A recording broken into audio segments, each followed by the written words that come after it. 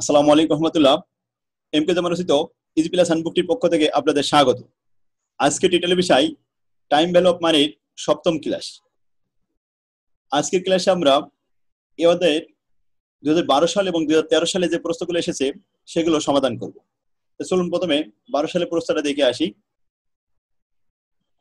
12 সালের প্রশ্নে বলা আছে, এট the end of 10 years how much is a টাকা 100 initial deposit worth অ্যাজুমিং an annual interest rate 10% compounded.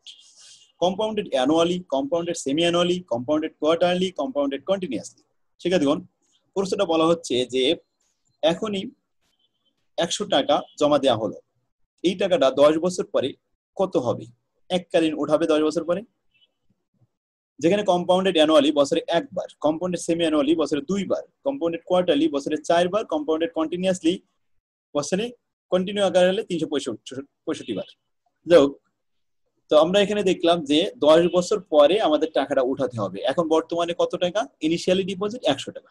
100 টাকার ভবিষ্যৎ মূল্য কত হবে? তাও এককালীনের সূত্র 2 নম্বর ফরম্যাট, আমরা কম্পাউন্ডেড সূত্র 2 নম্বর যে ফরম্যাটে আলোচনা করেছিলাম সেটা। তাহলে প্রেজেন্ট ভ্যালুর মান 100 আর ফিউচার ভ্যালুর মান কত এটা বের করব। তার মানে প্রশ্ন হলো যে ফিউচার ভ্যালু কত। তো কম্পাউন্ডেড সূত্রে ফিউচার ভ্যালুর সূত্র আমরা জানি, উই নো দ্যাট লামসামের সূত্র হলো present value into 1 plus I two the power n। Present value 100 টাকা, 1 প্লাস আই, আই এর মান 10%।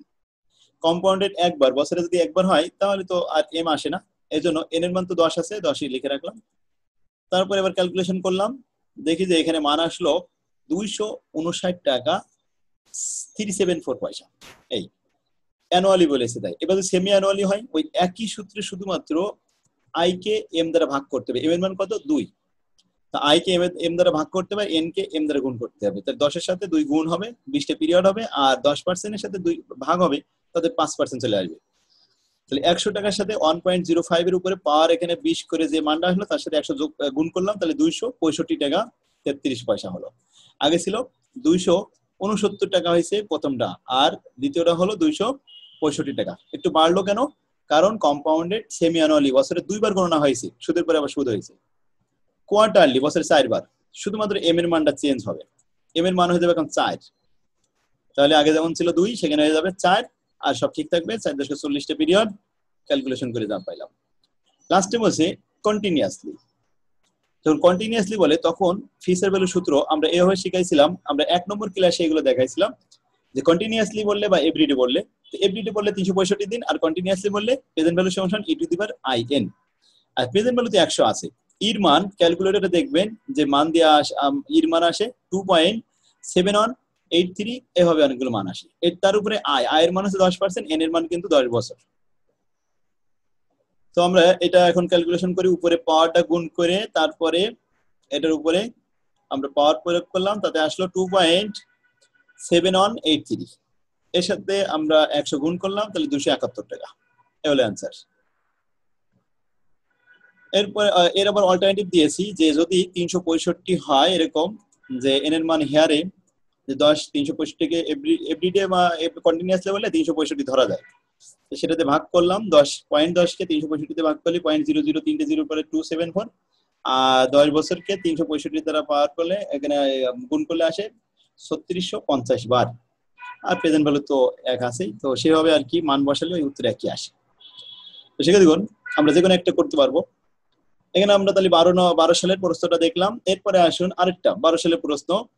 Mister X wish to borrow 10 লক্ষ টাকা ফ্রম 3 ইয়ার্স। বলছে ফর 3 ইয়ার্স, 3 বছরের জন্য ধার করতে চাচ্ছে। His bank is ready to lend, আর এই ব্যাংকটা তাকে লোন দেওয়ার জন্য কিন্তু রেডি হয়ে গেছে। হিম this amount if he contract to pay, bank টাকা 16 লাখ এট দ্য এন্ড অফ 3 ইয়ার্স। 3 বছর পরে 16 লাখ টাকা দেবে। এই 3 বছর পরে 16 লাখ টাকা দেবে, এটা কিন্তু ফিউচার ভ্যালু, আর বর্তমানে যেটা নিচ্ছে সেটা হলো প্রেজেন্ট ভ্যালু। তাহলে ফিউচার ভ্যালু প্রেজেন্ট ভ্যালু পেয়ে গেলাম। এককালীনের সূত্র, যেখানে 3 বছর হচ্ছে নাম্বার অফ ইয়ার, কিন্তু রেটটা দেওয়া নেই।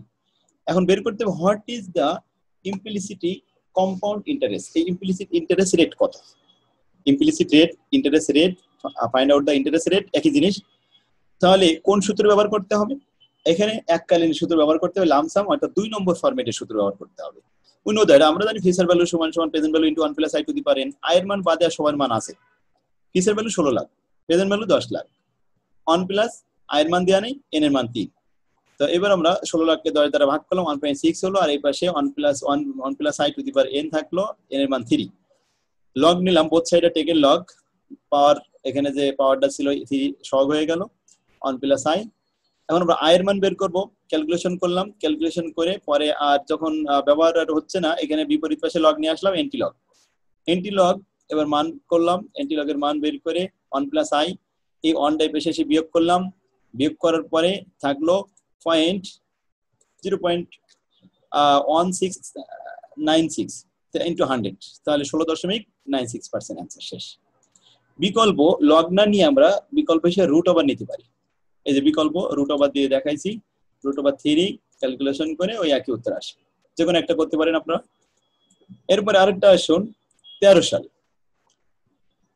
You committed your younger sister to present a computer after her graduation at the end of 5th year। 5 বছর পরে তার যখন অনার্স শেষ হয়ে যাবে, তাকে আমরা প্রেজেন্ট করব ফ্রম নাও, এখন থেকে 5 বছর পরে।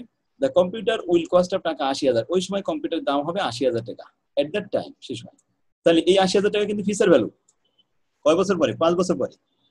How much should you deposit at the beginning of every month? প্রতি মাসের শুরুতে যদি আমরা কিস্তি জমা দিতে থাকি, তাহলে মান্থলি ডিপোজিট কত হবে during the next 5 year? The deposit should be made in a saving bank account 15% per annum compounded. এখন পার্সেন্টেজ কত? 15% monthly to accumulate the required fund. তাহলে আমরা সুদের হার পেয়ে গেলাম। এখন আমাদের শুধুমাত্র কিস্তির মানটা দেখাতে হবে, এর মান বের করতে হবে। ফিচার ভ্যালুর সূত্র, কিস্তির ফিচার ভ্যালুর কিস্তির সূত্র আবার বিগিনিং বলা হয়েছে। তো ফিচার ভ্যালু কিস্তির বিগিনিং এর সূত্র কি?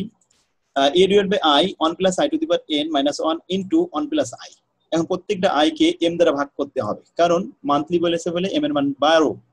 এবার m এর কাজ হলো i কে ভাগ করে দেওয়া আর n কে গুণ করে দেওয়া, যেখানে যেখানে i আছে ভাগ করে দিলাম।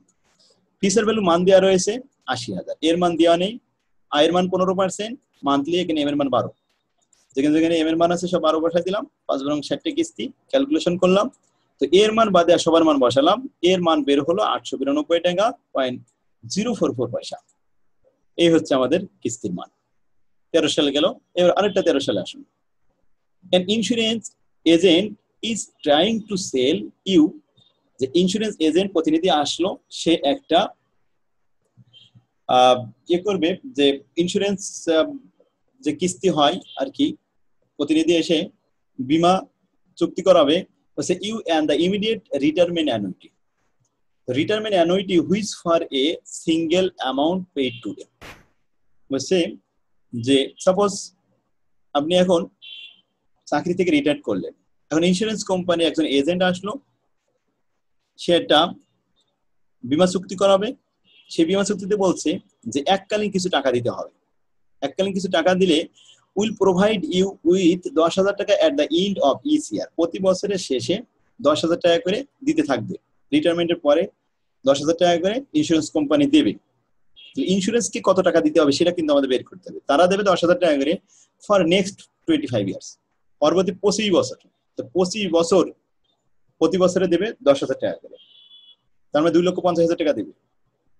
ইউ কারেন্টলি আর্ন, এখনই বাজারে রেট সুদের হার কত? 10% অন লো রিস্ক ইনভেস্টমেন্ট। যে কোনো একটা নর্মালি ইনভেস্টমেন্ট করলে কিন্তু 10% করে সুদ আসে, তার মানে সুদের হার 10%। Comparable to the retirement annuity ignoring tax, what is the most you would pay for this annuity? এই অ্যানুইটি পেতে গেলে এখন তাকে কত টাকা দিতে হবে এই মুহূর্তে প্রেজেন্ট ভ্যালু? তাহলে কিস্তির প্রেজেন্ট ভ্যালু সূত্র ব্যবহার করতে হবে, যেখানে কিস্তির মান 10,000 টাকা, 25 বছর এবং 10% বছরে একবার, কম্পাউন্ডেড অন ইয়ার, মানে ইয়ারলি। কিসের মান বের করো? প্রেজেন্ট ভ্যালুর মান বের করো। তো আসুন আমরা দেখি ক্যালকুলেশন অফ প্রেজেন্ট ভ্যালু।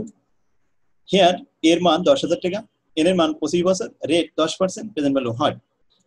এর মান বসাই দিলাম, সবকিছু মানে বসাই দিয়ে ক্যালকুলেশন করলাম, প্রেজেন্ট ভ্যালু পেয়ে গেলাম 90,770 টাকা। 90,770 টাকা যদি আমরা এখন ইন্স্যুরেন্স কোম্পানিতে জমা দিই, তাহলে ইন্স্যুরেন্স কোম্পানি আমাদের রিটায়ার্ডের পরে প্রতি বছরের শেষে 10,000 টাকা করে দিতে থাকবে, এরকম 25 বছর।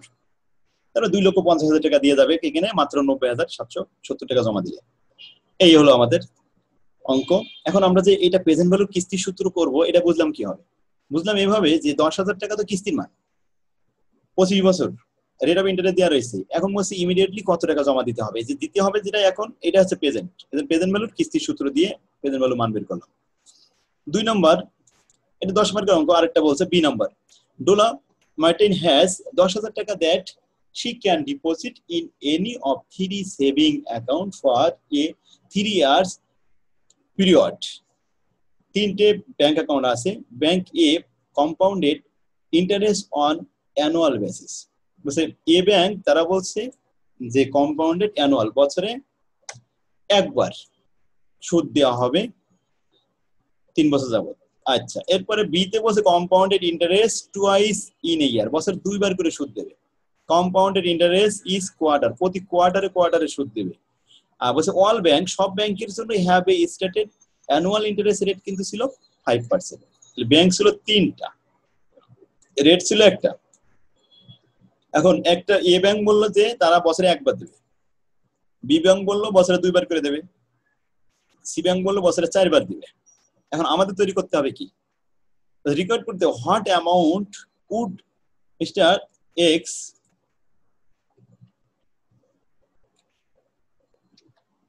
Have at the end of the 3rd year. বলছে যে 3 বছর পরে কত টাকা জমা হবে এটা দেখাতে হবে। কোন ব্যাংকে কত টাকা জমা হবে, তাহলে আমরা এ ব্যাংকে দেখি। প্রথমে এ ব্যাংকে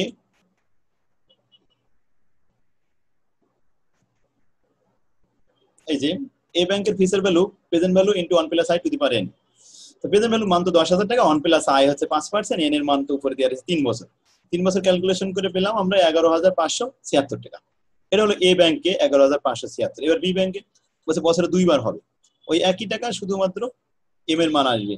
তো আই এর মান যে 0.05 ছিল ওটা 2 দিয়ে ভাগ হবে, আর যে 3 বছর ছিল ওটা 2 দিয়ে গুণ হবে। তো 3 দুগুণে 6টা পিরিয়ড। ক্যালকুলেশন করে দেখলাম 11,596 টাকা। এটা বলছে 11,576, 11,596 একটু বেশি হয়েছে। সি ব্যাংকে 4 বার হবে, তো এম এর মান 4.05 কে 4 দ্বারা ভাগ করবো, আর 3 বছরকে 4 দ্বারা গুণ করবো। তাহলে ক্যালকুলেশন করে দেখলাম 11,607 টাকা, একটু বেশি হয়েছে। কোনটা বেশি বড় সেটা জিজ্ঞেস করিনি, বলছে শুধুমাত্র ফিসের ভ্যালু বের করতে। তাহলে এই পর্যন্ত অ্যান্সার। এরপর আরেকটা অ্যামাউন্ট দেখাতে বলা হয়েছে, হোয়াট ইফেক্টিভ অ্যানুয়াল রেট। তাহলে এর ইফেক্টিভ অ্যানুয়ালটা কত, ইফেক্টিভ রেটটা কত?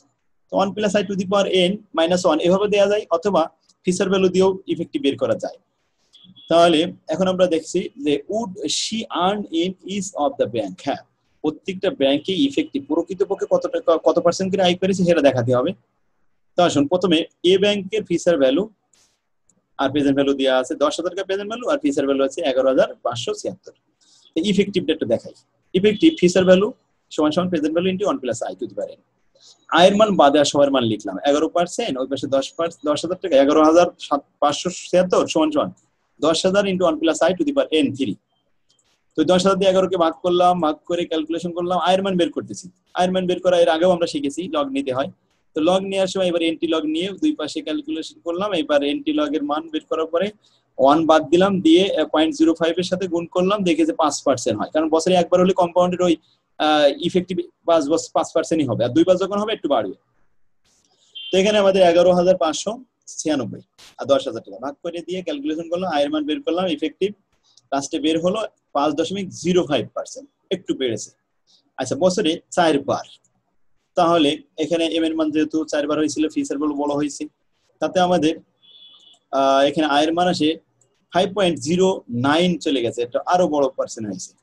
সেটা দেখুন, এই ছিল আমাদের ইফেক্টিভ ইন্টারেস্ট রেট। তো 12 এবং 13 সালের অঙ্ক আজকে আমরা শেষ করলাম। আগামী ক্লাসে আমরা ইনশাল্লাহ 14 সাল 15 সাল শিখবো। তো আজকের আমরা যেগুলো করলাম এগুলো আপনারা প্র্যাকটিস করুন আমার বই থেকে। আশা করি আপনারা A+ পাবেন ইনশাল্লাহ। তো আজকের ক্লাস এখানে শেষ হলো। আল্লাহ হাফেজ, আসসালামু আলাইকুম।